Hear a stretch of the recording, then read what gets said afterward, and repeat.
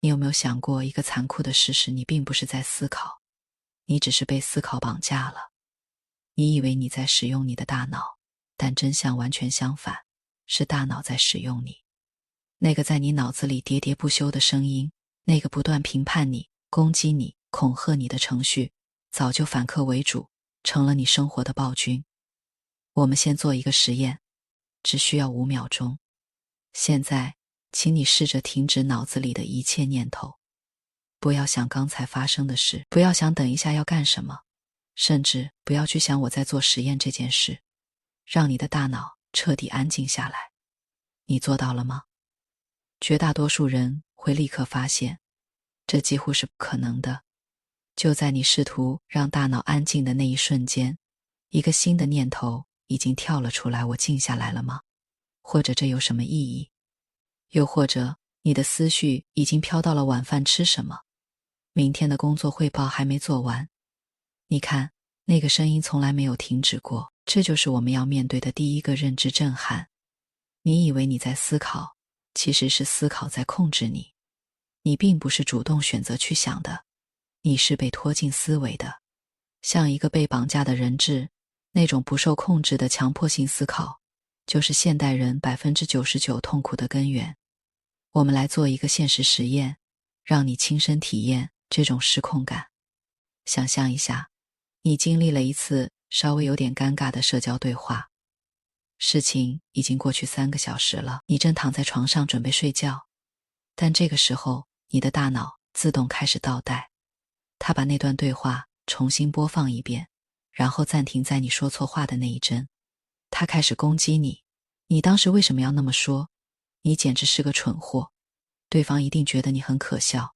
你试图翻个身忘掉它，但大脑不依不饶，他开始联想，上次你也犯了同样的错，你这个人就是情商低。这就是为什么你一直升不了职，你的未来完了。于是你的心跳开始加速，胸口发闷，睡意全无。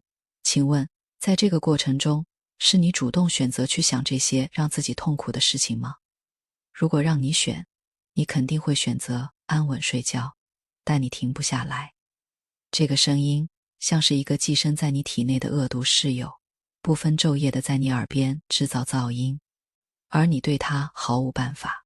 我们必须厘清一个核心的机制，痛苦和受苦是两回事。生活中发生了糟糕的事，比如失业、失恋、生病，这会带来物理或情绪上的痛苦，这是无法避免的。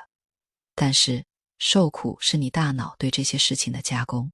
失业本身是一个事实，但大脑告诉你，失业意味着我无能，意味着我会被人看不起，意味着我这辈子都毁了。这才是受苦。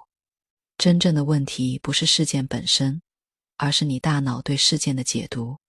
你的思维其实是过去的记忆、经验、偏见和恐惧的堆积。当你用这套陈旧的程序去应对每一个崭新的当下时，你就会陷入死循环。你最大的误区就是把我想等同于我是。你觉得脑子里的那个声音就是你自己，所以你对他深信不疑。当他说你很糟糕时，你觉得这是事实；当他说未来很可怕时，你觉得这是预言。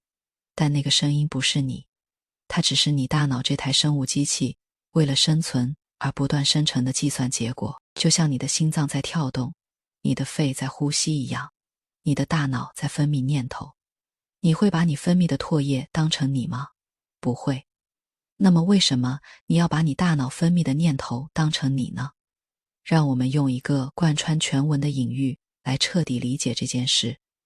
想象你正站在一条繁忙的马路边，这条马路就是你的大脑，而马路上飞驰而过的汽车就是你一个又一个的念头。大多数人的状态是怎样的？每当一辆车开过来，他们就会下意识地打开车门，跳上车，坐在副驾驶上，跟着这辆车开向未知的远方。比如一辆红色的车开过来了，上面写着焦虑。你没有意识到这只是一辆车，你直接跳了上去。这辆车把你带到了如果下个月还不起房贷怎么办的场景里。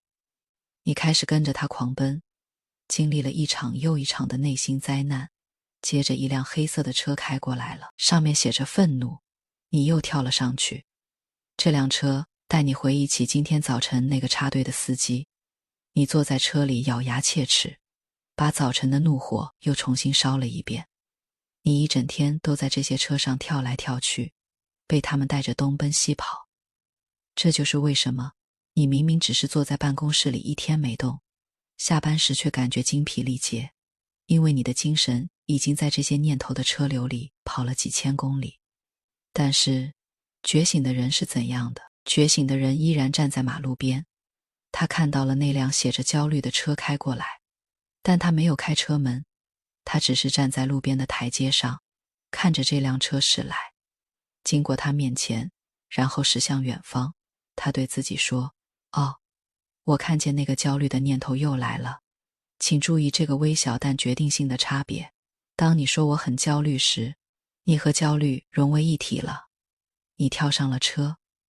但当你说我看见我有一个焦虑的念头时，你把自己从车里抽离了出来，你成了路边的那个观察者。这个观察者就是你内在的觉察者，是心理学中极为重要的原认知能力。你不需要去阻挡车流，不要试图强行压抑念头，那是不可能的，就像你不能肉身挡车。你也不需要去评判这辆车太丑或开得太快，你只需要看着。只要你开始观察那个念头，奇迹就会发生，那个念头会失去控制你的力量。为什么？因为在逻辑上，观察者不可能同时是被观察的对象。当你的眼睛在看杯子时，你就不是杯子。同样的，当你能看到那个情绪时，你就不是那个情绪了。你就在那一瞬间，从逻辑的囚徒变成了意识的主人。那么，如何在现实生活中应用这个觉察？很简单。下一次当你因为伴侣的一句话而暴跳如雷时，试着在爆发的前一秒按下暂停键，在那个瞬间启动你脑后的摄像头，看着你自己，看着你的心跳在加速，看着你的手在发抖，看着你的大脑里涌现出无数句伤人的话。在这个观察的过程中，你会发现一个惊人的事实，那股原本要把你吞没的怒火，因为你的注视开始慢慢消散了。它就像一个被识破的小丑，因为无法再操纵你，而灰溜溜地退场。这就是看见即解脱。你不需要去战胜愤怒，你只需要看着它，它就会流经你，然后消失。这个观察者才是那个恒常不变的真正的你。它就像天空，而念头和情绪就像云彩。云彩有黑有白，有狂风暴雨，但天空从来不会被云彩染黑，也不会被暴雨淋湿。天空只是允许一切经过。当你开始练习这种抽离，你会发现你的大脑里出现了一种前所未有的东西空间感。在刺激和反应之间出现了一段空白，这段空白就是你自由的栖息地。然而，我们的大脑为什么如此热衷于制造噪音？为什么它总是拒绝停留在当下？这就要触及焦虑的心理学根源时间的幻象。我们必须区分两个概念，物理时间和心理时间。物理时间是钟表上的刻度，我们需要它来安排会议、赶火车、做饭，这是功能性的、必要的。但心理时间是你大脑里挥之不去的过去和未来。从进化心理学的角度来看，我们的大脑并不是为了让你幸福而设计的，它是为了让你生存而设计的。为了在残酷的自然界生存，这台机器必须时刻做两件事。第一，扫描过去，吸取教训，避免重蹈覆辙。第二，扫描未来，预测危险，提前做好准备。这就是为什么我们很难活在当下的生物学原因。你的大脑为了保护你，必须时刻活在那里。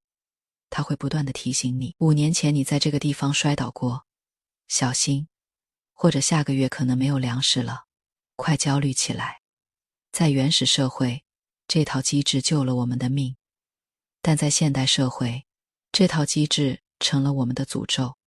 因为现代人的危险通常不是剑齿虎，而是观念。你的大脑把老板的批评、同事的眼神、银行卡的数字都当成了生死存亡的威胁，于是它疯狂地运转，试图通过不停地思考过去和未来来解决这些问题。但问题是，生命只存在于当下。请仔细思考一下，你这一生哪怕有1秒钟是在过去或未来中度过的吗？没有。你经历的所有事情都发生在当下。当你回忆过去时，你是在当下回忆；当你设想未来时，你是在当下设想。过去只是记忆的痕迹，未来只是投射的幻象。真正的实相永远只有此时此刻。所有的压力和焦虑，本质上都是因为你的身体在这里，而你的脑子跑到了那里。举个最常见的例子，你在洗碗。这本是一件简单的物理动作，水的温度、碗的触感、水流的声音。如果你完全处于当下，洗碗只是一件中性的事，甚至可能带有某种禅意。但是你的大脑不答应，它一边指挥你洗碗，一边把你拉到了未来。洗完碗还要辅导孩子作业，那道数学题我上次教了他3遍，他还是不会。这孩子是不是智商有问题？如果他考不上好初中怎么办？如果他以后找不到工作怎么办？看，你的手在洗碗，但你的头脑已经演完了一部关于你孩子未来悲惨生活的电影。你感到胸闷、烦躁，想摔盘子。让你痛苦的不是洗碗这件事，而是你强行附加在洗碗之上的心理时间。我们总是认为，只要我想的足够多，我就能掌控未来。这是一种巨大的错觉。过度的思考不仅不能解决问题，反而会消耗你解决问题的能量。当你满脑子都是对未来的恐惧时，你根本无法高质量地处理当下的任务。那么，如何切断这个焦虑的回路？心理学给出的答案非常简单，但极难做到回归感官。思考是虚的，但感官是实的。当你感觉焦虑来袭，大脑开始疯狂编造恐怖故事时，试着强行把注意力拉回到你的感官上，不要去想，去感觉。感觉你脚底踩在地板上的压力，感觉你屁股坐在椅子上的触感，感觉空气吸入鼻腔的凉意，听一听窗外空调外机的嗡嗡声或远处的车流声。当你把全部精力都集中在听和触的时候，你会发现你的大脑停止了思考，因为意识的带宽是有限的。当你全神贯注于感官体验时，你就不可能同时进行概念化的思考。这一刻，心理时间消失了，没有了未来，就没有了焦虑，没有了过去，就没有了悔恨。你只是纯粹的存在于这个瞬间。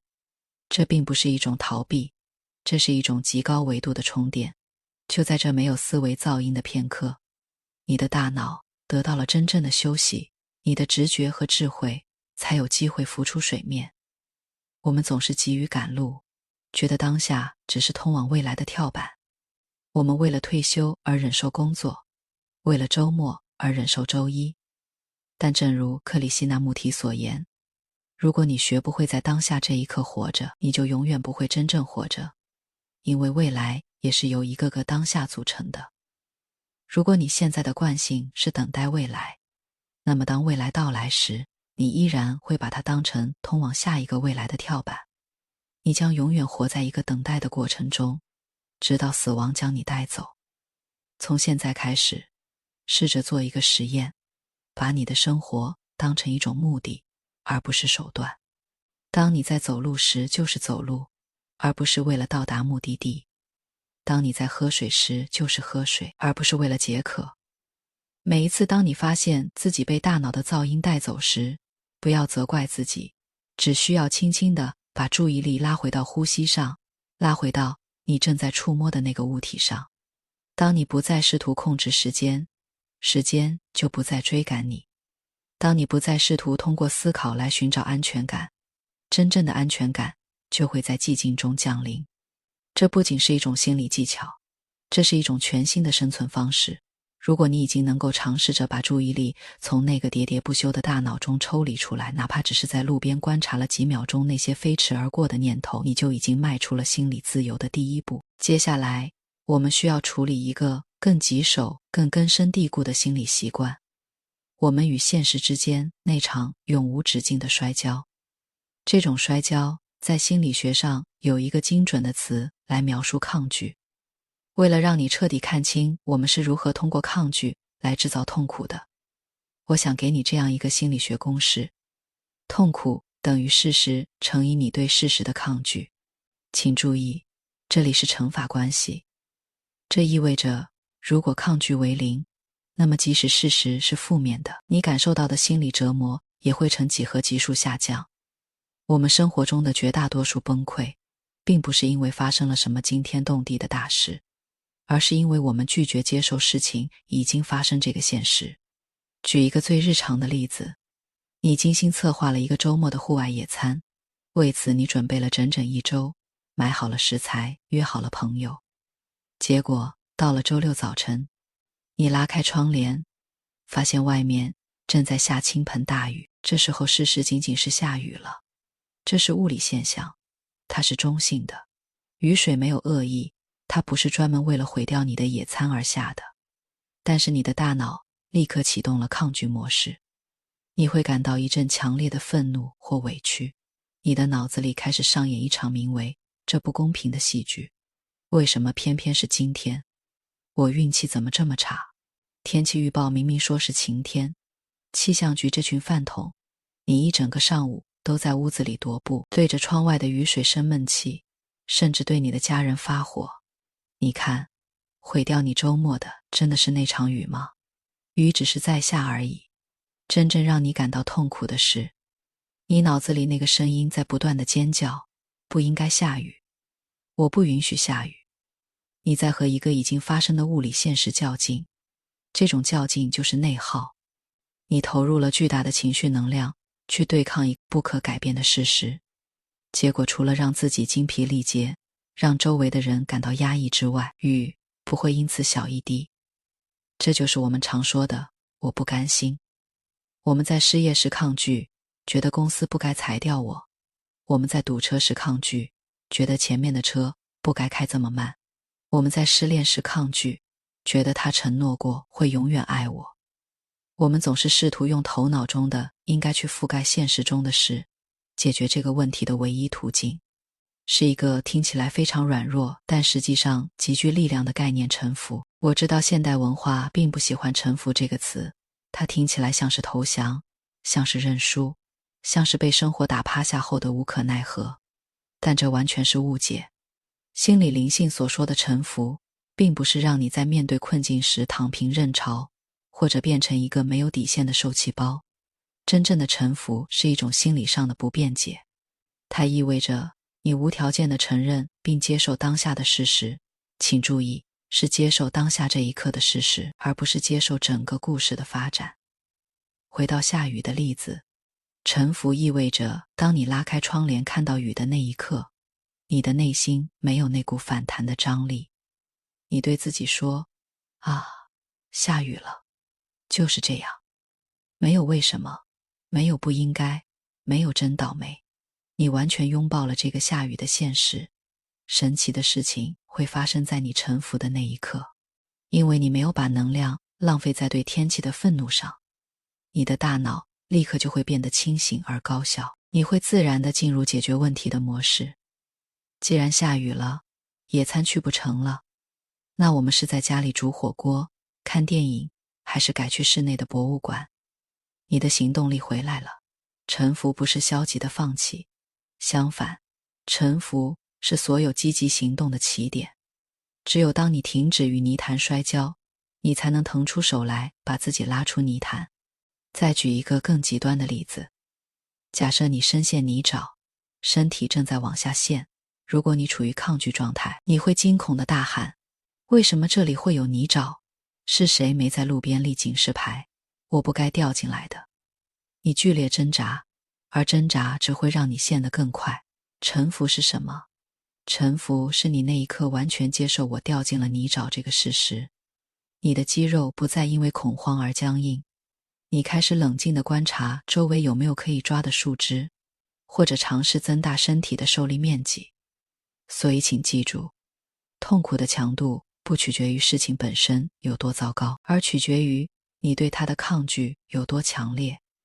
当你学会对当下说是，当你不再和现实争辩，你会发现生活中的那种紧绷感消失了。你不再是一个随时准备战斗的战士，你变成了一股水。水遇到石头会绕过去，遇到悬崖会变成瀑布，它从不与地形争辩，但它最终能到达大海。这种允许一切发生的态度，才是最高级的心理防御。当你关闭了那种与现实对抗的强迫性思考，当你不再把能量浪费在内耗上，你将获得一份意外的礼物——直觉的觉醒。这将我们带入了心理学的另一个深层领域，如何连接你内在的高维智慧。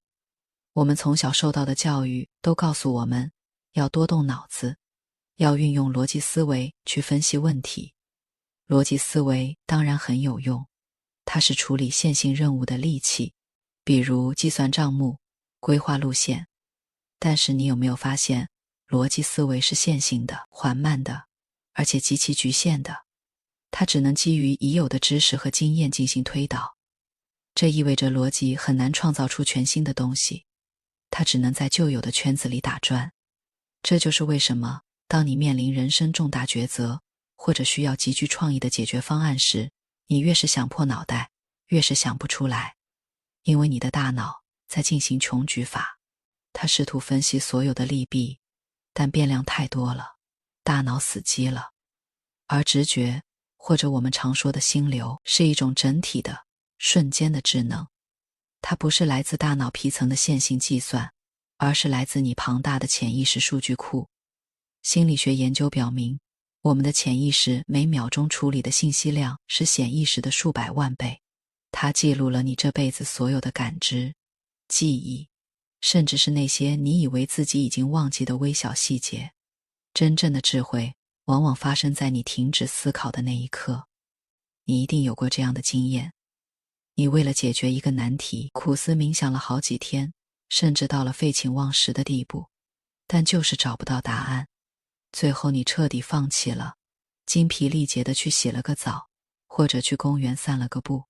就在你看着路边的一朵花发呆，大脑一片空白的时候，突然灵感像一道闪电一样击中了你。答案就在那里，完整而清晰。这个答案是从哪里来的？它不是你想出来的，它是你接收到的。当你停止了大脑里那种强迫性的噪音，当你不再用逻辑的堤坝去拦截意识的河流，潜意识里的智慧自然就会浮出水面。爱因斯坦曾经说过，直觉是上天的恩赐，而理性是忠诚的仆人。不幸的是，我们现在把荣耀归于仆人，却忘了恩赐。很多伟大的科学家、艺术家、运动员在描述他们的巅峰时刻时，都会用到一个词无我。在那个时刻，那个喋喋不休的我消失了。钢琴家并没有在思考下一个键按哪里，是手指自己在跳舞。篮球运动员并没有计算抛物线，球已经出手了。这种状态就是心流。当你处于心流中，你不是在做事情，你是让事情通过你而发生。要进入这种状态，前提就是你必须学会关闭那个由恐惧驱动的逻辑大脑。那个大脑总是试图控制一切，它会告诉你小心别出错，这不符合逻辑。它是一个过度静止的保安，把很多天才的想法都挡在了门外。如果你想在生活中连接这种高维智慧，你需要练习留白。不要把你的每一分钟都填满信息，不要一有空闲就刷手机，给大脑一些停机的时间。当你有问题解决不了时，试着把它交给潜意识。你可以对自己说，我现在不知道答案，但我相信答案会在合适的时候出现。然后放手去睡觉，去散步，去生活。你会惊讶地发现，当你不再紧紧抓住问题不放时，答案往往会以一种你意想不到的方式悄然而至。这并不是玄学，这是大脑运作的机制，就像浑浊的水，你越是搅动它，它越是浑浊。只有当你停止搅动，让它静置，泥沙才会沉淀，水才会变清，你才能看清原本看不见的东西。至此，我们已经走过了一段关于心灵的旅程，从认清大脑里的暴君，到唤醒内在的观察者，从切断时间的幻象，到臣服于当下的现实，最后连接直觉的智慧。所有这些练习，最终都指向了一种全新的生存状态，做自己生命的旁观者。这也许是心理学能给出的最温柔的建议。我们通常活得太用力了，我们把自己完全等同于那个在舞台上跌跌撞撞的角色。当角色遭遇挫折，我们觉得天塌了；当角色获得掌声，我们觉得飘飘然。我们随着剧情的起伏而剧烈震荡，像一艘在暴风雨中随波逐流的小船，哪怕是一个小小的浪头都能让我们晕头转向。但是请你试着往后退一步，在你的意识深处退到一个更广阔的空间里，想象你正坐在电影院的观众席上，而你原本的生活、你的工作、你的家庭、你的焦虑、你的快乐正在前面的大荧幕上播放。荧幕上可能会燃起大火，但坐在观众席上的你并不会感到灼热。荧幕上可能会发洪水，但那个作为观众的你并不会被淹没。这就是觉知的力量。做生命的旁观者，并不是让你变得冷漠无情，不再关心事实。相反，因为你不再被情绪的漩涡卷走，你反而能更清晰地看清局势，更温柔地对待剧中的人物。你可以全情投入地去演好你的角色，去爱，去奋斗，去体验，但在这个过程中，你的内心深处始终保留着一份知道。你知道，这只是一场体验。你知道，无论荧幕上发生什么，那个观察着这一切的你，始终是安全的、宁静的。生活中依然会有风浪，你的老板依然可能会发火，你的孩子依然可能会惹祸，你的身体依然可能会生病。这些外在的剧情也许不会因为你的觉醒而立刻改变，但是因为你学会了退后一步，这些风浪再也无法掀翻你。你不再是那艘颠簸的小船，你变成了承载小船的大海。波浪可以在大海的表面翻滚，但大海的深处始终如如不动。这种状态就是我们一直在寻找的内心自由。它不需要你逃离都市去深山老林，也不需要你拥有亿万财富。它只需要你在每一个当下，无论是在拥挤的地铁上，还是在嘈杂的会议室里，轻轻地在心里问自己一句：是谁在看着这一切？就在你问出这个问题的瞬间，噪音会停止，焦虑会断裂，你会发现那个宁静的、智慧的、充满力量的自己，其实一直都在那里，从未离开。他只是在等待你停下奔跑的脚步，回头看他一眼。那么，读到这里，我想问你一个问题：如果你已经看穿了那个强迫性思考的把戏，如果你已经品尝到了观察者的宁静，你接下来会如何对待生活中那些让你焦虑的念头？是继续跳上那辆车，还是站在路边微笑着目送他离去？欢迎在评论区分享你的觉察时刻。如果你希望每天都能收到这样一份关于内心自由的提醒，请订阅我们的频道，让我们一起从无意识的冲撞中醒来，活出真正的清醒与宁静。